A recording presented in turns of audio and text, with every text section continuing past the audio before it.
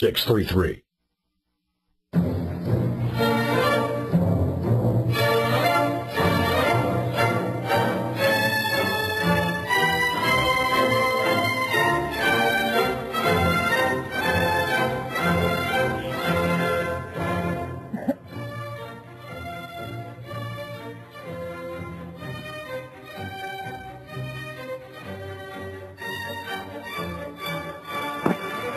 Welcome to this week's edition of World Crisis Radio. This is your host, Webster Tarpley, here in Washington, D.C., and this has been a busy week for me. Last week I was on the Mancow Muller show, big syndicated AM morning program coming from Chicago to discuss my new book, Surviving the Cataclysm, Your Guide Through the Worst Financial Crisis in Human History. This past week now, I was lucky enough to give an interview, an 11-minute RT interview to Russia Today. This was an interview done by Alyona Minkovsky, the Russia Today correspondent here in Washington, D.C. That aired on the 23rd of June, but you can find a tape of that, which is on YouTube. I suppose if you put in Tarpley Minkovsky, Minkovsky, you will find it. And I'd like to thank Alex Jones for having me on his program yesterday, that is to say Thursday, the, well, whatever it was, of this week.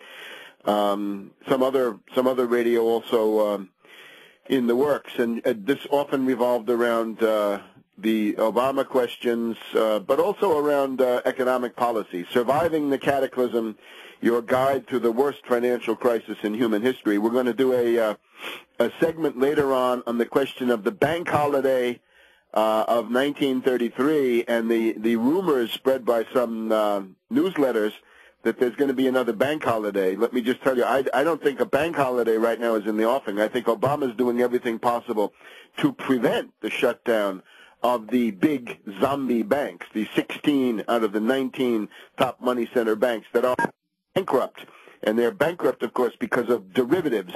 And the goal, of course, of the Obama administration, the overriding policy goal, is to prop up the $1.5 quadrillion derivatives bubble at all costs. That is the goal of this administration. Everything else is sacrificed to that, be it foreclosures, health care, the environment, whatever you want to call it.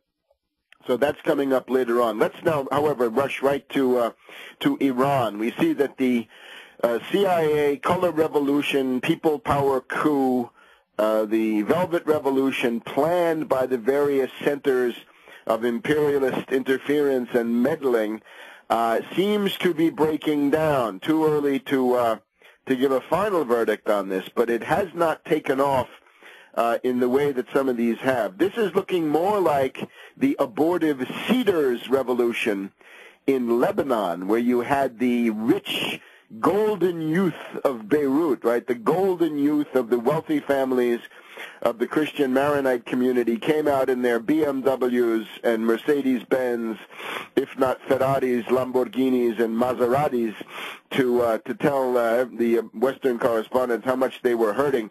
In that case, the organized power of Hezbollah was instrumental in defeating them.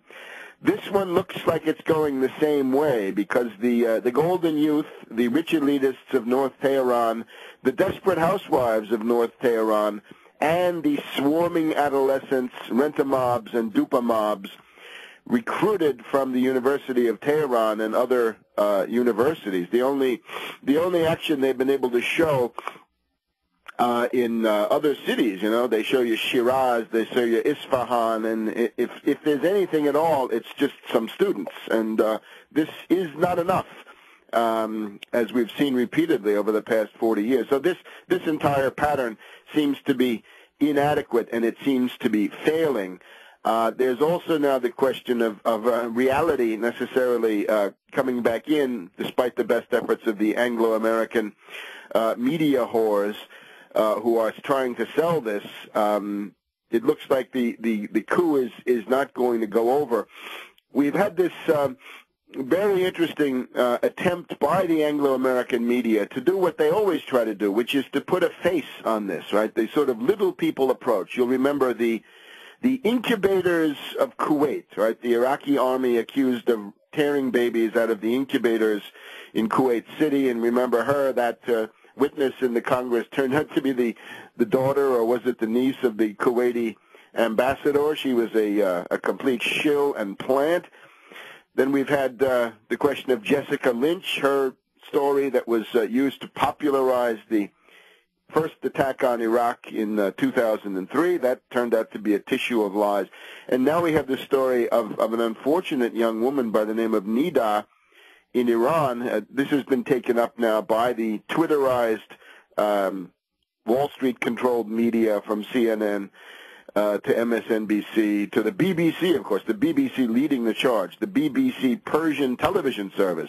For the first time, the BBC has mounted a television service in the Persian language, Iranian Farsi, which has been inaugurated just a couple of months before these abortive riots and mob rule events in Iran.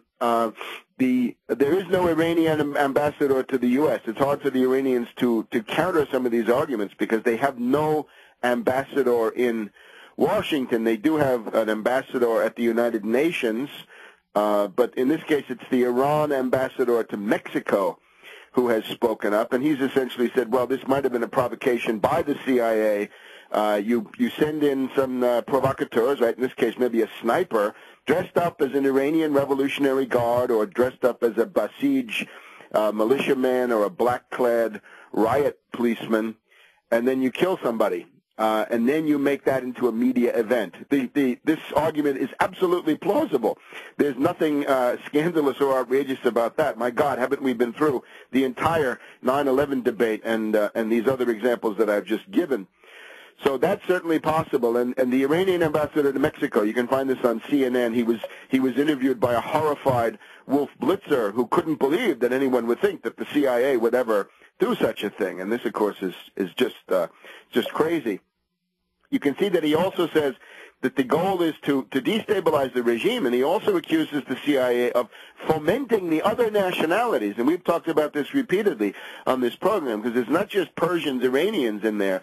You've got Kurds, you've got Arabs, you've got Azeris, you've got Pashtuns, you've got Baluchis, you've got some others in Iran, the various ethnic groups. And we've shown various times, tried to describe anyway, the six-way partition of Iran, which is planned, leaving just that landlocked, no-oil Iranistan in the middle.